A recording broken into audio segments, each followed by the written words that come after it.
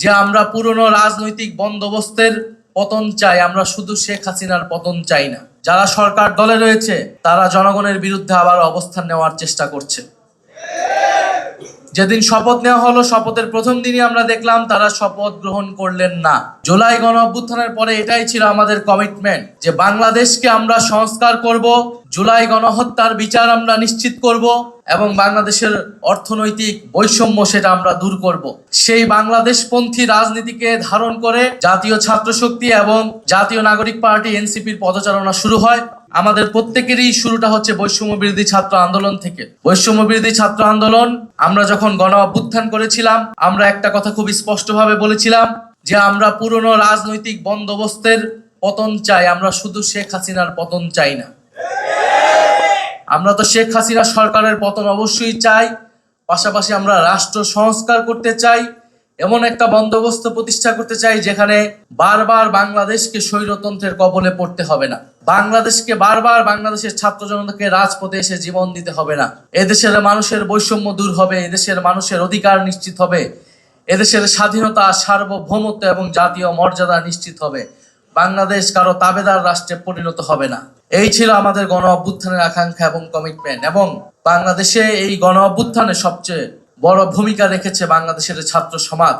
বাংলাদেশের এই জাতীয় ইতিহাস যদি আমরা দেখি, বাংলাদেশ বারবার যখন সংকটে পড়েছে, বাংলাদেশের মানুষের পক্ষে, এই রাষ্ট্রের পক্ষে এসে দাঁড়িয়ে দিয়েছে কারা? ছাত্ররা, বিশ্ববিদ্যালয়ের ছাত্ররা, স্কুল কলেজ মাদ্রাসার ছাত্ররা। কিন্তু বারবার ছাত্রদের সাথে প্রতারণা করা হয়েছে। আমরা 90-এর গণ অভ্যুত্থানে দেখেছি, 90-এর গণ অভ্যুত্থানেও কিন্তু ছাত্ররাই সম্মুখ সারিতে থেকে স্বৈরাচারের পতন ঘটিয়েছিল। কিন্তু 90-এর গণ অভ্যুত্থানের পরে এদেশের রাজনৈতিক দলগুলো ছাত্র সমাজের সাথে প্রতারণা করেছিল।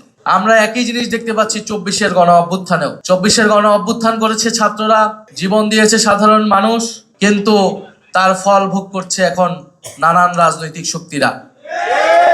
এবং আমরা দেখছি যে বাংলাদেশে আমাদের যে দাবিগুলো ছিল, সংস্কার, বিচার, অর্থনৈতিক লুটপাটের বিচার, ফ্যাসিবাদ এবং আধিপত্যবাদের কবর রচনা করা, সেই সব কিছুকে তোয়াক্কা না করে যারা সরকার দলে রয়েছে তারা জনগণের বিরুদ্ধে আবার অবস্থান নেওয়ার চেষ্টা করছে। যেদিন শপথ নেওয়া হলো, শপথের প্রথম দিনই আমরা দেখলাম তারা শপথ গ্রহণ করলেন না। সংস্কার পরিষদের সদস্য হিসেবে তারা শপথ গ্রহণ না করে গণভোটে গণরায়ের বিরুদ্ধে অবস্থান নিল।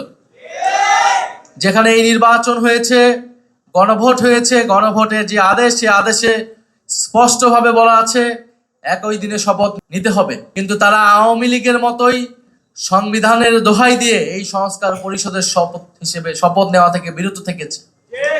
যদি সংস্কার পরিষদের সদস্য হিসেবে তারা শপথ না নেয়, তাহলে এই জাতীয় সংসদের আসলে এক আনা মূল্যও নাই। কারণ বাংলাদেশের মানুষ আমাদেরকে ভোট দিয়েছে, গণভোটে হায়ের পক্ষে ভোট দিয়েছে সংস্কারের জন্য।